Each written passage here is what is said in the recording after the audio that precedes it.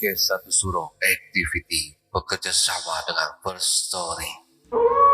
Platform First Story ini sangat membantu saya untuk membuat publish show saya makin terkenal.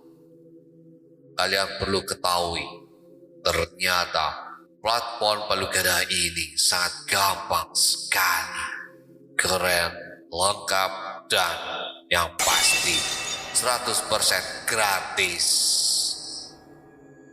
First Story tidak hanya mempermudah untuk mengelola podcast. Dalam hal distribusi pun, First Story memiliki banyak jaringan, di antaranya Spotify, Apple Podcast, Noise, dan platform podcast lainnya. Podcastmu pun bisa monetisasi di First Story, menghasilkan keuntungan yang berlimpah. Tidak perlu berpikir lama, segera gunakan First Story dan bikin podcast kamu jadi terkenal. Gak pakai lama.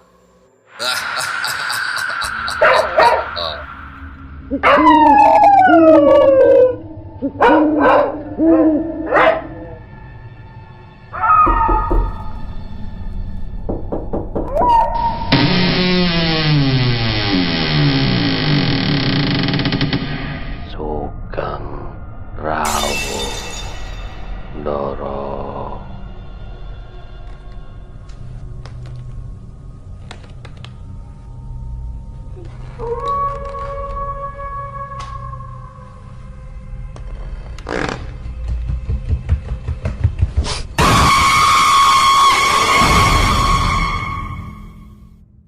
Satu Suro Activity.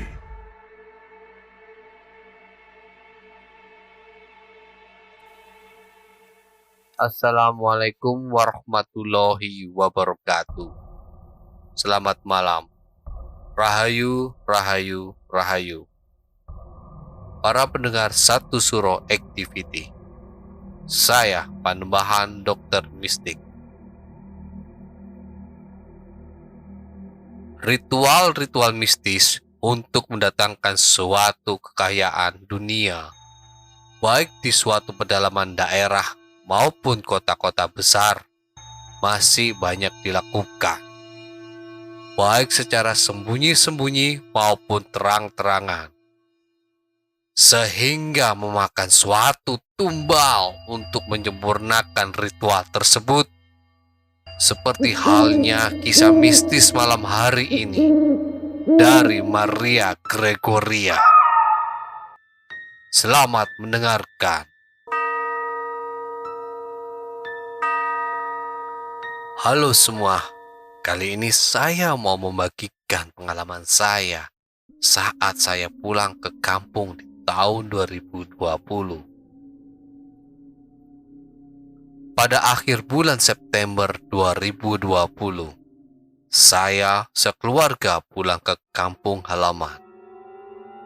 Karena nenek dan kakek saya dari pihak ayah meminta kami untuk pulang.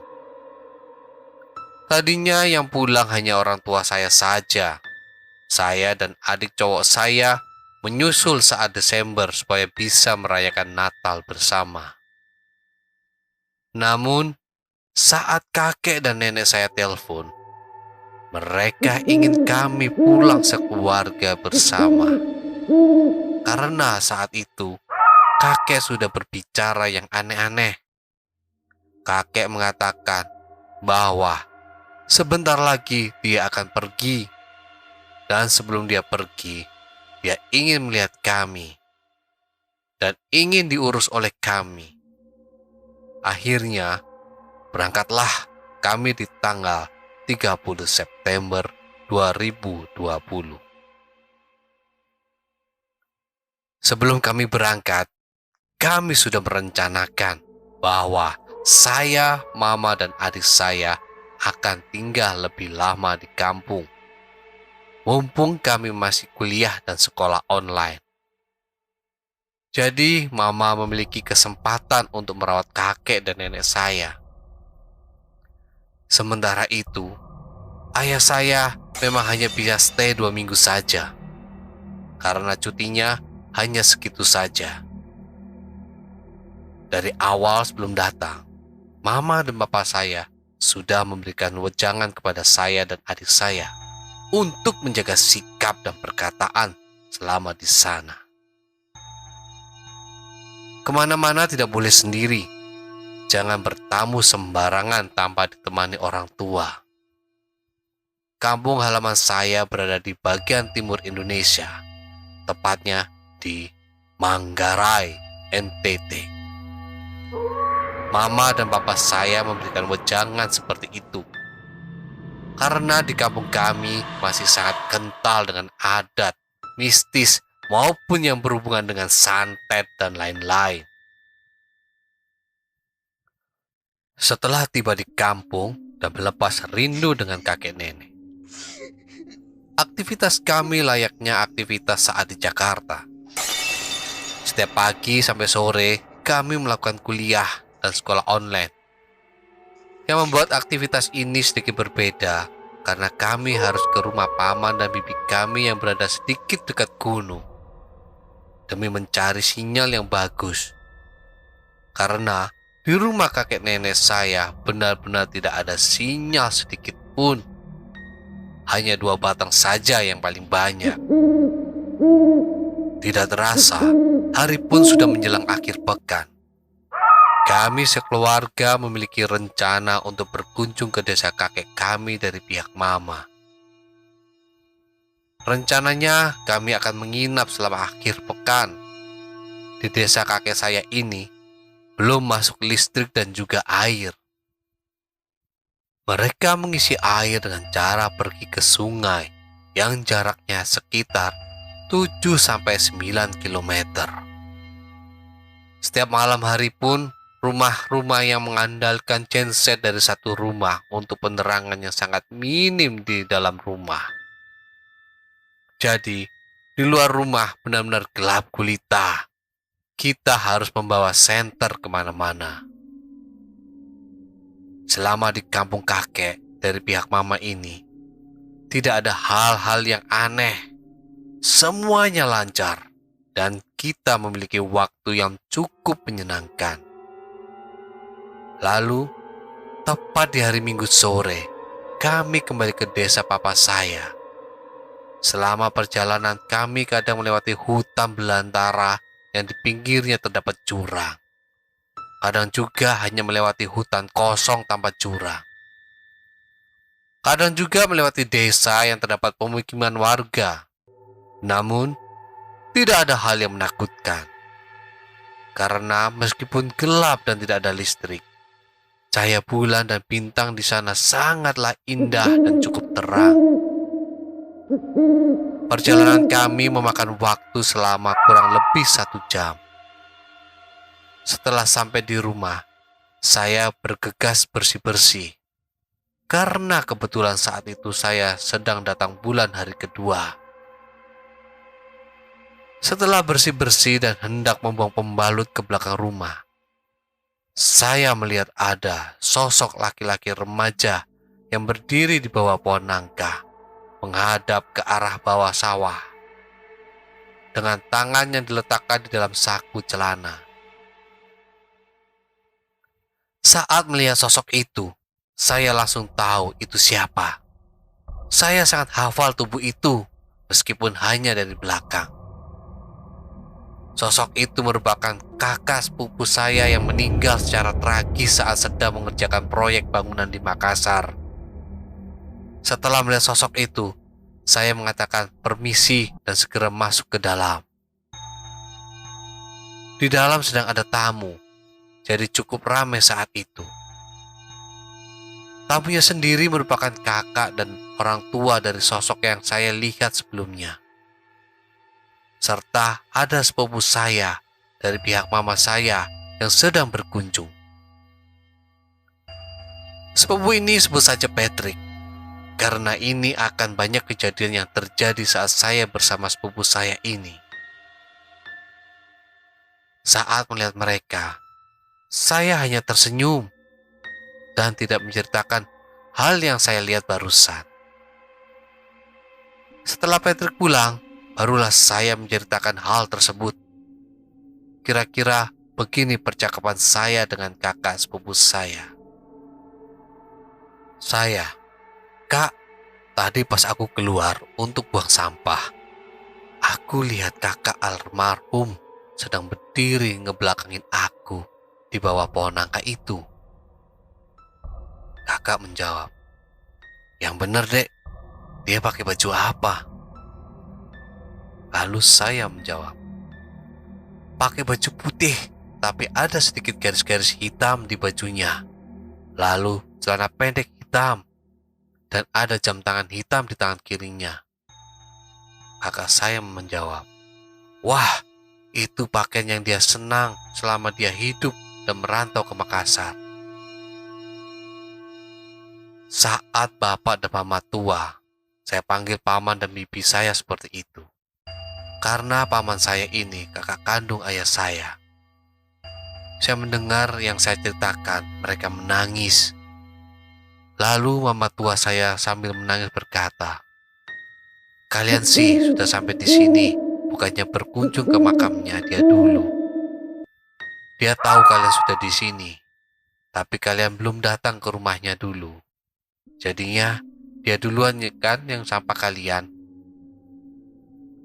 Memang seharusnya saat kami tiba, kami langsung doa ke makamnya, terutama saya, mama dan adik saya.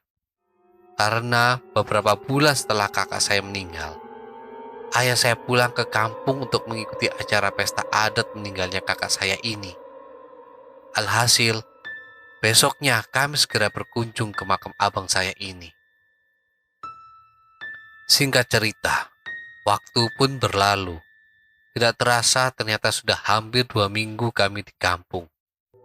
Dan sebentar lagi, ayah saya harus kembali duluan ke Jakarta. Hari itu hari Minggu, tepatnya tanggal 10 Oktober 2020. Saya, mama, dan papa saya baru saja pulang gereja. Adik saya tidak ikut karena masih tidur. Hari itu rencananya kami akan berkunjung ke rumah om saya yang merupakan abang sepupu mama saya dan merupakan ayahnya si Patrick. Namun saya dan adik saya yang berangkat duluan ke sana karena mama harus menemani papa saya untuk swab antigen di kota Ruteng. Sebelum saya dan adik saya berangkat, tiba-tiba ada seorang nenek bertamu ke rumah kami.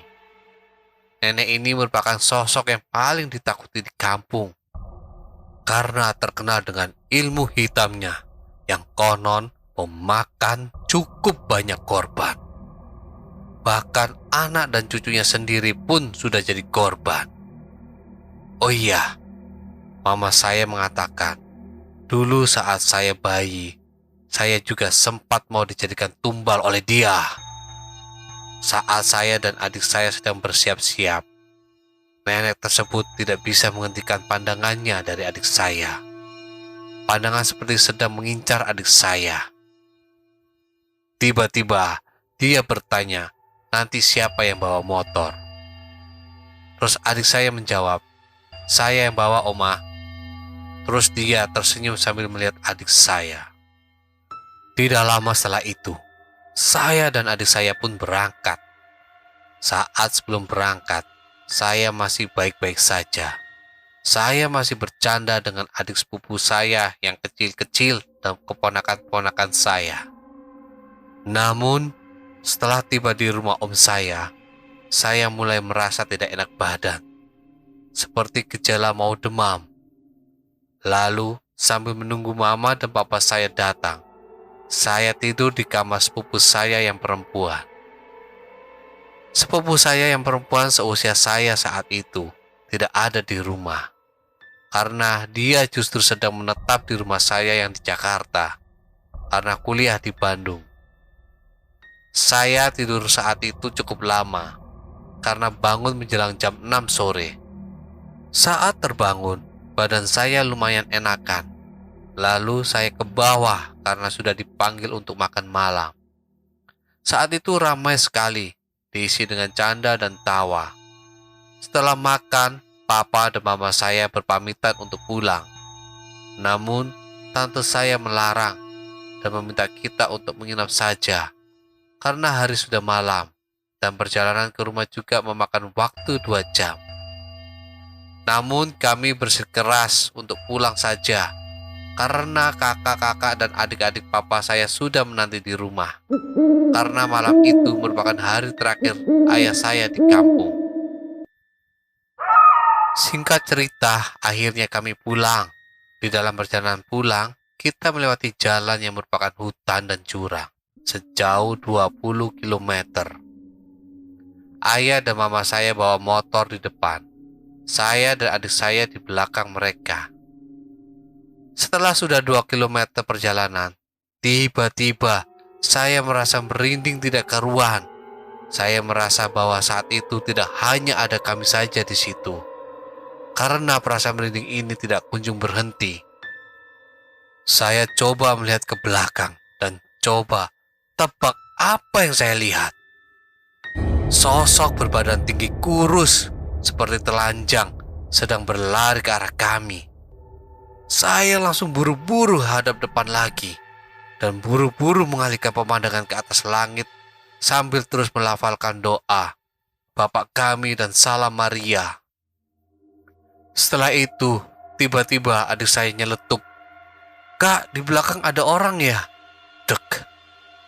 Saya yang mendengar pertanyaan adik saya langsung lemas sejadi-jadinya. Apakah adik saya melihat sosok itu juga dari kaca spion? Saya pun menjawab, "Apa sih lo? Kalau ngomong jangan aneh-aneh. Ini kita lagi di tengah hutan. Udah, fokus bawa motor aja. Masalahnya ini jalanannya banyak yang jelek, udah gitu ketutup genangan air." Lalu adik saya pun menjawab, "Ya sorry, gue kan cuma nanya aja." Lalu setelah itu hening dan saya lanjut melafalkan doa. Saat melewati jalan yang digenangi air, dan ternyata jalan tersebut berlubang yang cukup dalam, tiba-tiba terdengar suara meletus. Terus saya panik dan benar saja ban kami bocor. Adik saya langsung memencet klakson panjang karena saat itu papa dan mama saya sudah jauh di depan dan hampir memasuki tikungan. Saya pun refleks teriak memanggil mereka dan mereka akhirnya berhenti. Bayangkan saja, ban kalian bocor saat kalian di tengah hutan yang tidak ada listrik sama sekali. Pemukiman warga juga masih sangat jauh sekali jaraknya, kurang lebih 15 km lagi. Bengkel juga sudah tidak ada yang buka. Akhirnya, saya pun pindah ke motor papa dan mama saya. Kami jadinya bonceng 3 dan adik saya sendiri. Tadinya papa saya menawarkan untuk bertukar posisi, namun adik saya menolak. Setelah melewati perjalanan yang cukup panjang, kami mampir ke rumah saudara kami untuk bertanya apakah ada bengkel terdekat yang masih buka di sekitar sana. Saat itu di Manggarai memang banyak toko-toko yang sudah tutup setelah jam 6 sore.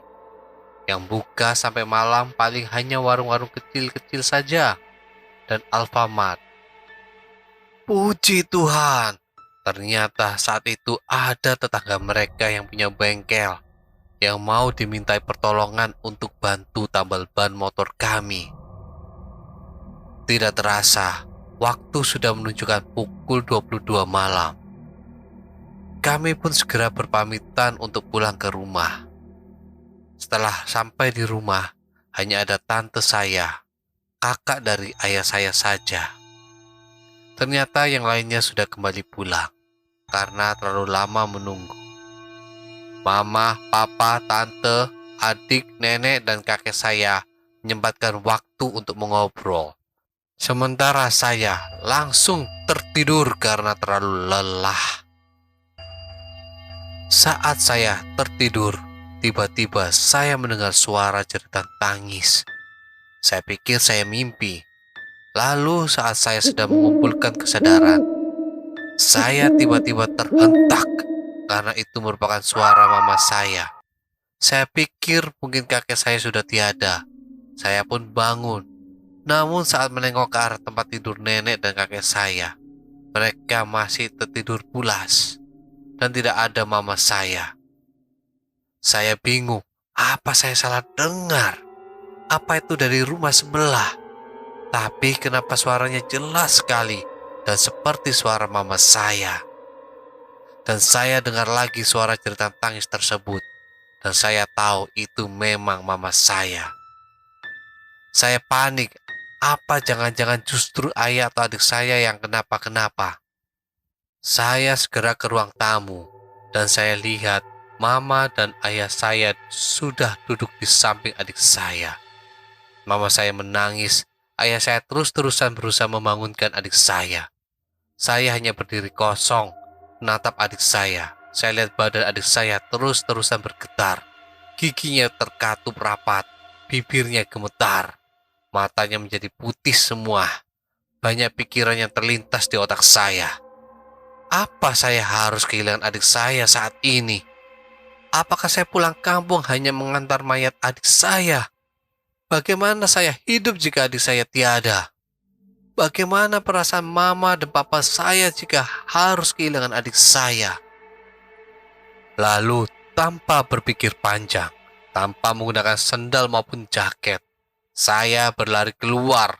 Saya mengetuk pintu semua rumah orang dan meminta mereka ke rumah. Oh iya, di desa ayah saya ini isinya hanya keluarga dekat saja. Tidak ada orang asing. Semua memiliki hubungan keluarga. Saya tidak peduli saya bertelanjang kaki berlari di tengah malam dengan udara yang sangat dingin, sekitar 10 derajat saat itu suhunya. Saya berlari sambil menangis. Saya tidak ingin kehilangan adik saya saat itu. Saya merasa bahwa perjalanan adik saya masih sangat panjang. Saya bingung. Tadi adik saya sehat-sehat saja. Dan saat saya berlari melewati rumah nenek-nenek itu, tiba-tiba pikiran buruk terlintas di kepala saya. Apakah dia yang membuat adik saya seperti ini? Apakah dia yang menjadikan adik saya tumbal? Saya pun melewati saja rumah nenek-nenek tersebut. Padahal beliau masih keluarga kami. Tapi saya tidak peduli. Jika saya melihat wajah dia saat itu, mungkin justru saat itu saya takut tidak bisa menahan kewarasan saya dan memutuskan untuk membunuh dia saat itu. Alhasil, saya sudah berhasil mengumpulkan semua warga desa. Bahkan desa atas pun juga ikut turun ke rumah kami. Dan saya berhasil membangunkan Bapak Mantri, panggilan untuk dokter desa. Saat Bapak Mantri memeriksa adik saya, beliau mengatakan semuanya normal. Di situ kami yakin kalau ada sesuatu yang berhubungan dengan mistis yang membuat adik saya seperti itu. Adik saya tetap seperti itu selama kurang lebih hampir 1 jam. Lalu tiba-tiba kakak saya datang dengan membawa narong atau bangle, tanaman yang satu bangsa dengan jahe dan kunyit yang biasa ditempelkan di peniti pada baju bayi. Tanaman tersebut dihaluskan dan digosok ke seluruh tubuh adik saya. Lalu ayah saya memakan tanaman tersebut dan membisikkan beberapa kata di kuping adik saya. Tidak lama kemudian, setelah itu, adik saya mulai berhenti kejang-kejang dan tertidur tenang. Setelah itu, warga baru kembali ke rumah mereka pada pukul 4 pagi. Mama dan papa saya terjaga sampai pagi hari. Di pagi hari, setelah saya dan adik saya terbangun, saya ngobrol berdua dengan dia. Saya ceritakan apa yang saya lihat saat kami di perjalanan. Adik saya pun baru berkata jujur bahwa saat dia bertanya kepada saya, itu karena dia mendengar suara langkah kaki seperti berlari di belakang kami. Lalu saat saya pindah motor, adik saya justru malah merasa semakin berat.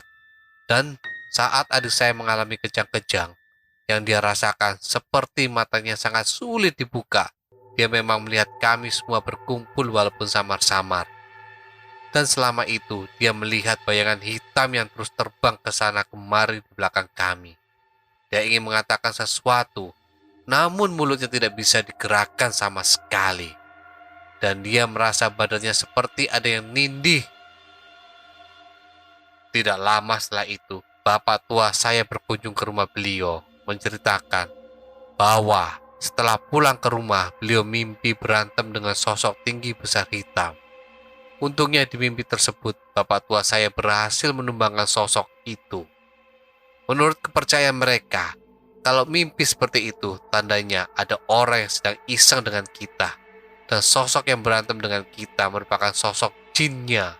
Kalau sosok itu kalah melawan kita, tandanya dia tidak berhasil melakukan misinya. Setelah sarapan pagi, kami pun bersiap-siap dan membantu mama membereskan bawaan ayah saya.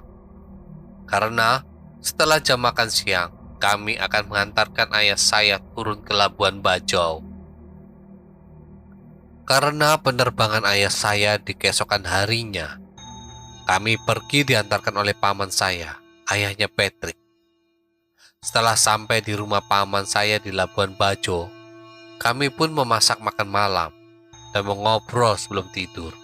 Karena keesokan pagi kami akan berjalan-jalan terlebih dahulu di sekitar Labuan Bajo. Ternyata setelah keesokan paginya saya terbangun. Mama saya bercerita kalau adik saya sempat lemas lagi. Dan alhasil om saya membelikan satu tiket pulang lagi untuk adik saya. Dan akhirnya adik saya hari itu kembali ke Jakarta bersama ayah saya. Menurut saya dan mama, memang ini keputusan yang tepat. Saya yakin adik saya trauma karena memang adik saya ini penakut. Adik saya juga sangat mudah terserang hal-hal seperti itu. Adik dan ayah saya itu sama. Kalau saya lebih kuat, sama seperti mama saya. Maka dari itu, sayalah yang stay lama di kampung menemani mama saya. Namun, justru banyak sekali kejadian yang di luar nalar yang terjadi selama saya di sana. Sepertinya tidak bisa saya ceritakan di sini, karena sudah terlalu panjang juga ceritanya. Mungkin saya akan membuat part 2-nya untuk cerita lainnya dari pengalaman saya selama di kampung halaman. Para sahabat Satu Suro Activity, itulah tadi kisah mistis dari Maria Gregoria di kampung halamannya, yang dimana sang adik hampir meninggal menjadi tumbal para pelaku ilmu hitam. Para sahabat Satu Suro Activity, berhati-hati jika berada di lokasi yang masih sangat kental dengan sesuatu yang mistis, dan tetaplah meminta perlindungan keselamatan kepada Tuhan. Para sahabat Satu Suro Activity, tinggalkan catatan doa kalian di kolom komentar, like, subscribe, dan bunyikan lonceng keramatnya. Para sahabat Satu Suro Activity, tetaplah iling lan waspodo. Assalamualaikum warahmatullahi wabarakatuh. Salam, salam, salam. Rahayu, rahayu, rahayu.